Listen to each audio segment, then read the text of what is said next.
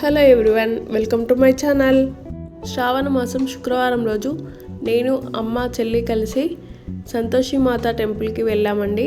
మాతో పాటు మా డాడీ కూడా వచ్చాడు. సంతోషి మాతకి ఒడిబియ్యం పోయడానికనేసి వెళ్ళాము.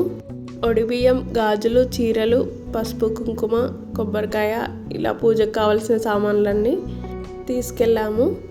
అవే ఇక్కడ టెంపుల్ ముందు కూర్చొని ఇలా సర్దుతున్నాము.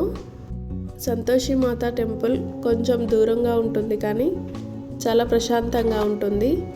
చాలా రోజుల తర్వాత మళ్ళీ ఈ టెంపుల్కి వచ్చాము. చాలా సంవత్సరాల తర్వాత మొక్కు తీర్చుకోవడానికి ఇప్పుడు కుదిరింది.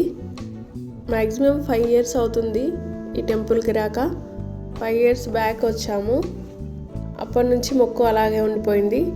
సో ఇప్పుడు కుదిరింది అనేసి అమ్మవారికి ఒడిబియ్యం పోయడానికి అనేసి వెళ్ళాము. దర్శనం అయితే చాలా బాగా జరిగిందండి. దర్శనం చేసుకున్న తర్వాత అందరూ ఇలా ఫొటోస్ అయితే దిగుతున్నారు.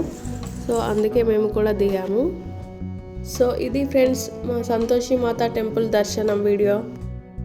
Thank you for watching. Bye bye.